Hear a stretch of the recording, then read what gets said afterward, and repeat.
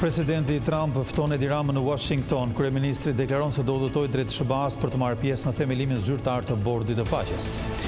Gjykata lë në burg autorin e grabitjes së një filali banke në Tiranë. Autori shfaqet i penduar në seancë se krimi ndodhi për shkak të borxheve të mëdha. Tregtarët po importojnë më lirë për shkak të rënjes së fortë të euros, por në Shqipëri ndryshimi për konsumatorët nuk vëret as pak, çmimet njohin vetëm rritje. Ritmi i çrregullt i zemrës po bëhet një problem për shumë njerëz. Mjekët thonë se çdo vit vendosin deri në 600 pajisje kardiake, kryesisht tek mosha e tretë.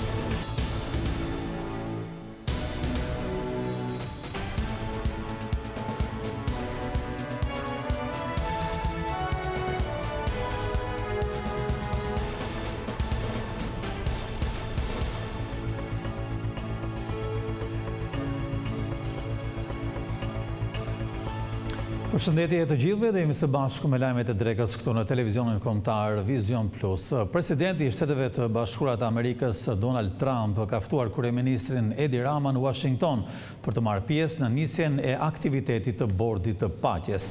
Lajmin e bëri të ditur vetë zoti Rama, i cili sqaroi se Shqipëria ka privilegjin që të jetë një shtet themelues i këtij bordi të rëndësishëm.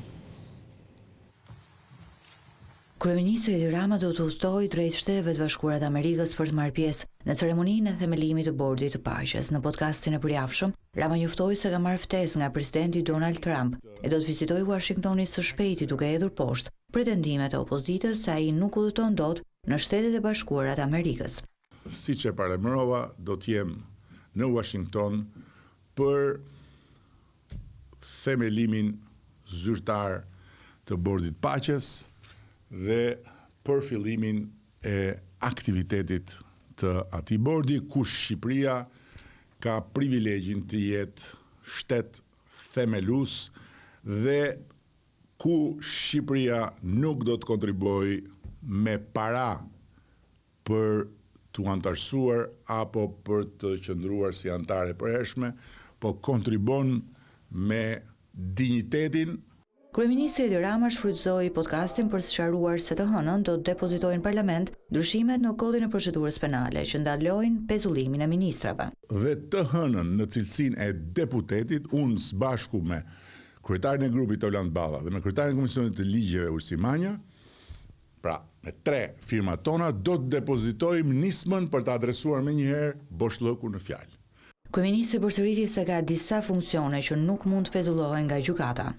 Nëse ti thua që unë pezulloj një ministër, unë pezulloj presidentin e Republikës, unë pezulloj kryetarin e kontrollit të lartë të shtetit dhe ku di unë disa të tjerë që mbulojnë funksione të padelegueshme, faktikisht ti prodhon një pasojë të menjëhershme të barabartë me shkarkimin, sepse nuk është pezulluar thjesht personi, siç mund ndodhi me një drejtor punën e cilit e bën dikush tjetër, por është pezulluar funksioni.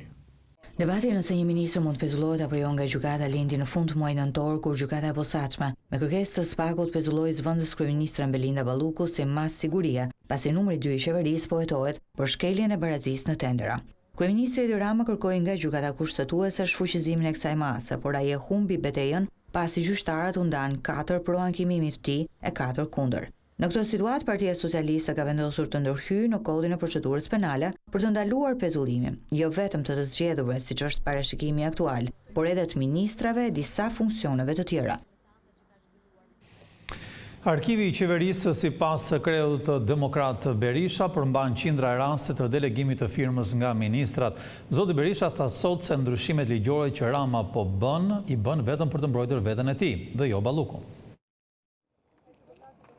Kryetari i Partisë Demokratike Sali Berisha shfrytëzoi rrjetet sociale për të replikuar me kryeministrin Edi Rama për nismën e tij ligjore për të ndaluar pezullimin e ministrave nga gjykata. Sipas Berishës, funksionet e ministrit janë të delegueshme, pasi ka me qindra raste kur ministrat delegojnë firmën e tyre. Në arkivin e Këshillit të Ministrave janë me jo 10 apo qindra vendime të firmosura me autorizimin e tij nga zëvendës kryeministrat përkat sipas kohës. Sipas Berishës, nisma për ndryshim në ligjit është në fakt një nismë për të mbrojtur nga veprimet e drejtësisë vetë kryeministrin. Deputeti Edi Rama paraqet në parlament mandamentin për të mbrojtur nga pezullimi, nga gjykas apo prokuror kur e kapin në krim kryeministrin Edi Rama. Kërkon pra të krijojë një mburoj ligjore. Kryetari i Partisë Demokratike Sali Berisha ka bërë qartë se opozita nuk do të bërfshihet në asnjë nisëm për ndryshimin e ligjit për të ndaluar pezullimin e ministrave. Ky buxhet për herë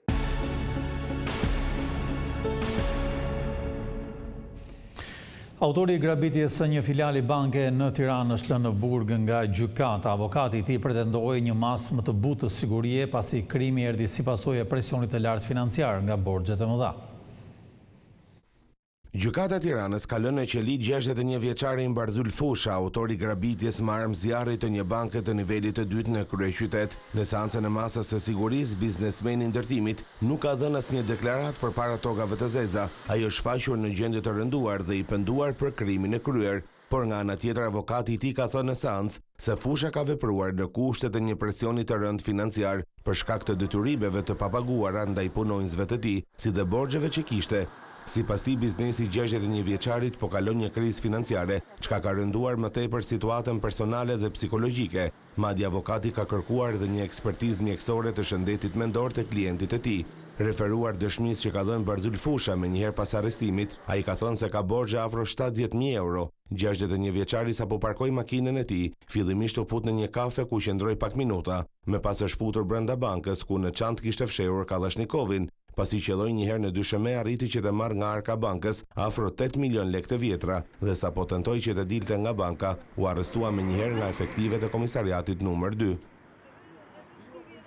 Produktet e importit po blien gjithnjë më lirë për shkak të rënjes së vazhdueshme të euros, por ky ndryshim nuk vret as pak në tregjet tona ku konsumatorët detyrohen të blejnë me çmime edhe më të larta.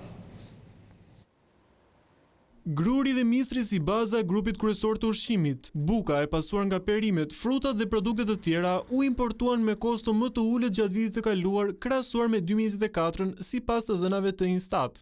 Megjithatë, kjo rënje kostove nuk u reflektua në çmimet që paguajnë konsumatorët shqiptar. Zhvillimet e fundit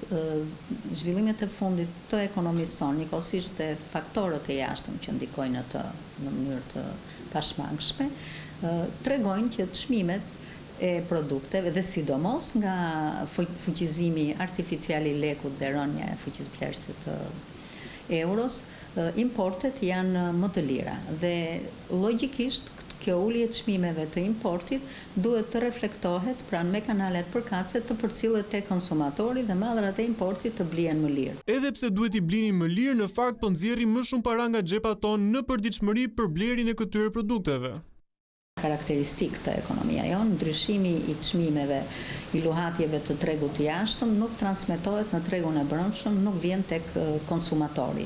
Korrupsioni, mungesa e kontrollit për konkurrencë të ndershme, ekzistenca e kompanive të mëdha të shitjes me shumicë, të cilat vendosin dhe një lloj monopoli në treg për shumë produkte. Përveç kësaj, shumë produkte që u përkasin të njëjtave kompani shiten më lirë në vende me ekonomi më të zhvilluara si Gjermania, Italia apo Spanja, ndërsa në Shqipëri ku paga mesatare është rreth 830 euro, ato shiten më shtrenjtë. Po të referohemi vendeve të Evropës, vendeve të zhvilluara të Evropës, ne përsëri kemi në ca vende të VSH të lartë, pra taksën e konsumit e kanë të lartë, por për produktet ushqimore që ndikojnë shumë në koston e jetesës dhe që ndihmojnë shumë në uljen e varfërisë dhe rritjen e standardit jetesës, këto shtete ose vendosin të VSH më të ulët, ose e zerojnë për një farë kohe sa të bëhet një lloj balancimi. Si pasojë e këtyre faktorëve, Shqipëria renditet ndër vendet e fundit në Europë për fuqinë blerëse. Sipas të dhënave të Numbeu, një qytetar shqiptar mund të blejë vetëm 47% e madrave dhe shërbimeve që mund të përballojë një qytetar amerikan. Shumë njerëz vuajnë nga ritmi i çrregullt i zemrës që mund të sjellë dhe pasoja të rënda për jetën nëse nuk trajtohet në spitale. Mjekët thonë se çdo vit vendosin deri në 600 pajisje kardiake, kryesisht tek mosha e tretë.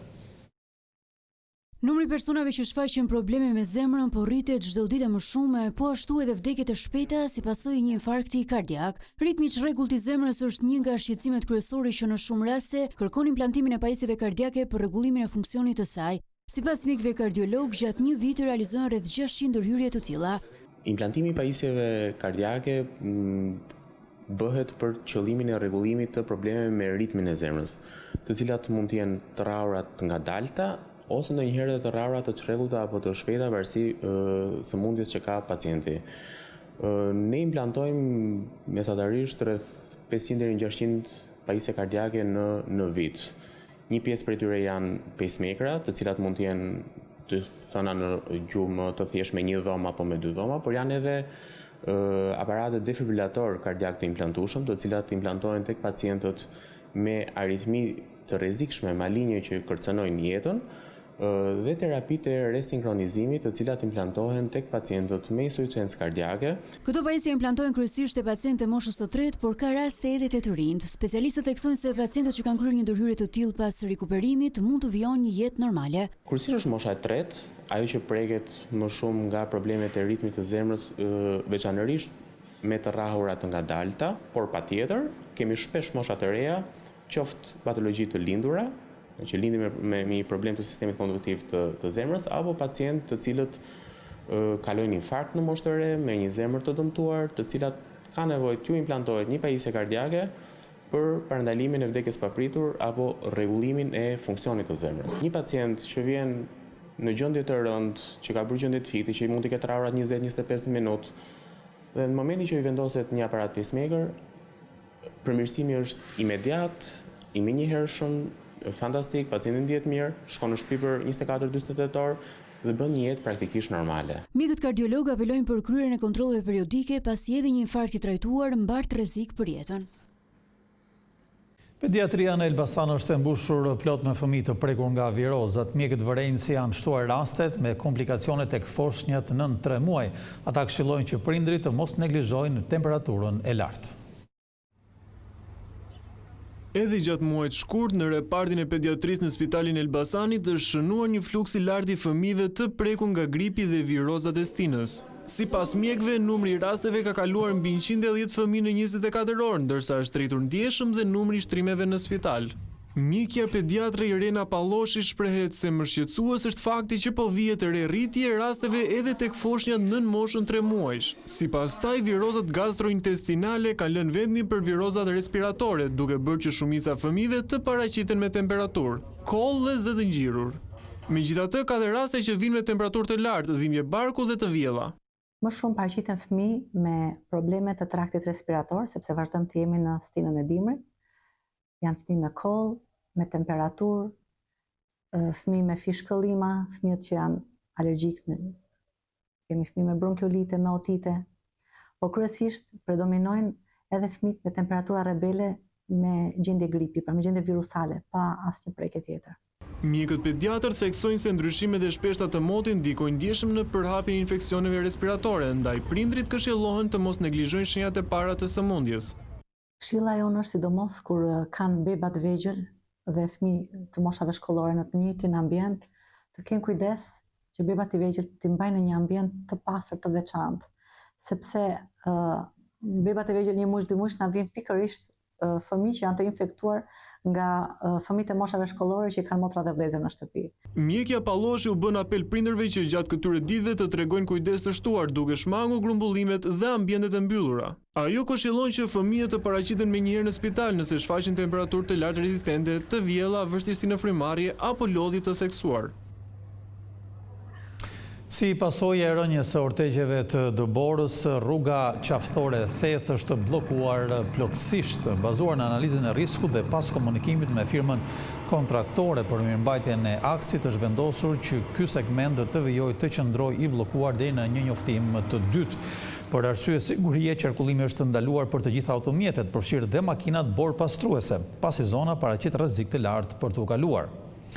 Drejtuesit e mjeteve këshillojnë të respektojnë sinjalistikën në terren, të shmangin këtë segment rrugor dhe të ndjekin njoftime zyrtare për çdo përditësim mbi situatën.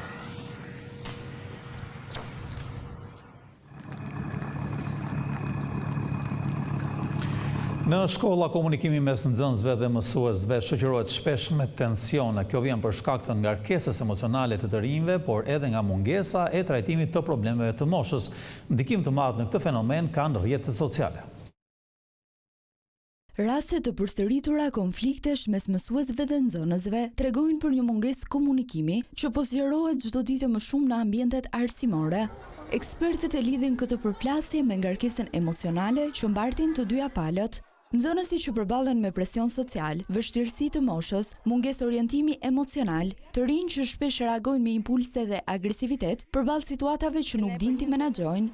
Nga ana tjetër, mësues nën presion të vazhdueshëm profesional. Fëmijë i cili vjen me një bagazh emocional shumë të ngarkuar dhe që e shpërthen në gjatë pjesës mësimore, ashtu sikurse mësues të cilët vinë me një ngarkesë shumë të madhe, ju duhet të menaxhojnë auditore me nxënës çdo ditë dhe nuk thellohen në njohjen e problematikave të mëtejshme sociale të nxënësve të cilët kanë. Pra, duhet një njohje më në thellësi sepse shkolla nuk fillon dhe nuk mbaron me ato orë mësimore. Sipas psikologëve, problematika nuk është e izoluar. Shoqëria po përballet me një klimë të ashpër komunikimi, ku modelet agresive dhe mungesa empatisë po ndikojnë drejt për drejt të rinjt. Kjo është diçka nuk është e momentit. Është diçka e akumuluar me kohë, me ditë, për shkak të egos apo dhe imitimeve që ndikojnë në rrjetet sociale, që është një fenomen tepër i frikshëm, dhe arrin të kryejnë të gjitha aktet të dhunshme në forma të ndryshme. Në mosdo apo s'do pjesa e grupit apo një individi apo një adoleshenti të caktuar do përfshihet në atë vorbull të atij grupi për të qenë pjesë e atij grupi. Do të thotë që mos ndihet indiferent. Dhe ky është një problem që këto janë hallka që duhet zgjidhen brenda arsimit, brenda shkollës. Të jesh mësues sot në ditët e sotme është një ngarkesë tepër e madhe. Është një ngarkesë qoftë morale, qoftë psikologjike, dhe është ajo ngarkesa e madhe që nuk arrin të gjetë një komunikim qoftë edhe me fëmijët, qoftë edhe me prindrit. Po aq rëndësishëm sipas psikologëve, mbetet bashkëpunimi vazhdueshëm i prindërve me shkollën, sepse dhuna në shkollë është treguesi një marrëdhënie që kërkon përgjegjësi të përbashkët. Burokracia ka bllokuar të gjithë studentët që kanë mbaruar fakultetin e rehabilitimit. Ata nuk mund të punojnë dot pasi nuk kanë një licencë. Problemi duhet zgjidhur përmes vendimit të qeverisë, i cili në fakt ka 2 vite që nuk po finalizohet dot në zyrat e shtetit. 10 studentë të fakultetit të rehabilitimit në Universitetin e Sporteve prej 2 vitesh nuk mund të ushtrojnë profesionin pasi nuk pajisen me licencën përkatëse. Të rinjt të cilët kanë përfunduar studimet bachelor ndodhen sot në një ngërç institucional që i mban jashtë tregut të punës, ndërsa çështja vijon të zvarritet prej 2 vitesh. Kjo është një çështje që për Universitetin e Sportit unë e konsideroj çështje të nxehtë, se jemi në vigjilje të zgjedhjes të problemi që ka mbi 2 vjet që po vazhdon. Në qasjen tonë ne kemi qenë gjithmonë të bindur që studentët duhet shkojnë në moment që mbarojnë bachelorin, duhet shkojnë në licencë. Por nuk është Universiteti i Sportit që gjen këtë zgjedhje. Tani vjen problemi për t'i çuar në licencë. Në licencë janë struktura të tjera që nuk varen nga universiteti. Sipas rektorit të këtij universiteti, ngërçi lidhet me një vendim të Këshillit të Ministrave për profesionet e rregulluara, i cili aktualisht parashikon që në licencë të kalojnë vetëm ata që kanë përfunduar studimet bachelor në fizioterapi. Studentët e rehabilitimit nuk përfshihen, ndonëse sipas një studimi të Ministrisë së Arsimit, programet janë 97% të njëjta. Në çfarë faze është sot? Unë e kuptoj që studentët edhe e kanë bërë alerte të situatës sepse e tillë është, ata presin përgjigjen e kësaj. Ministri i Arsimit e ka nxjerrë nga vetja draftin për amendimin e VKM-s, ka kaluar dhe në Ministrinë e Shëndetësisë dhe ata kanë miratuar. Aktualisht në moment që po flasim bashkë është në Ministrinë e Ekonomisë dhe Ministrinë e Drejtësisë, sepse është procedurë për çdo VKM duhet kalojë dhe atje. 2 vite pritje përkthehen në mungesë eksperience, studentët kërkojnë një zgjidhje të menjëhershme, pasi shprehen se kanë përmbushur të gjitha detyrimet akademike dhe presin vetëm njohjen ligjore për të ushtruar profesionin.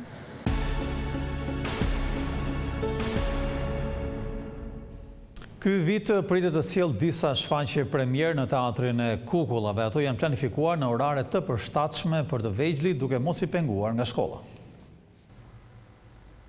Teatri Kukullave vijon të sjellë një sezon të pasur artistik me premiera, rikthime për publikun e vogël dhe projekte të reja në zhvillim. Me një traditë të konsoliduar në edukimin përmes artit, ky institucion mbetet një nga hapësirat më të rëndësishme të formimit kulturor për fëmijë. Fokusi është deri në fund të qershorit shfaqje për fëmijë të vegjël, me kukulla tavoline, por risia është që kemi kërkuar projektet me 2 skenografi. Pra një skenografi për në skenën e teatrit dhe një skenografi portabël për turin veror. Pasi është shumë e rëndësishme që dhe fëmijët e rrethave shfaqjet që ne japim në Tiranë të kenë mundësinë të shohin në qytetet ku jetojnë. Premierat e reja premtojnë skenografi bashkëkohore, muzikë origjinale dhe një qasje interpretative që e afron publiku me personazhet. Shfaqjet do të jenë të pranishme gjatë fundjavave me orare të përshtatura për shkollat dhe kopshtet, duke rikthyer teatrin në një pikë takimi të rregullt për edukimin artistik. Ky teatr nuk i përmbush dot kur kërkesat që kanë fëmijë dhe kërkesat që vetë Tirana ka dhe fëmijë që vinë nga rrethet, ka dhe fëmijë që vinë nga periferia. Ajo që ne duam të bëjmë këtë vit dhe më vjen mirë që e përmende është që të rrisim numrin e shfaqjeve. Do të fillojmë të aplikojmë të njëjtën mbasdite, të premten mbasdite, në mënyrë që më shumë fëmijë të kenë mundësinë për të parë shfaqjet.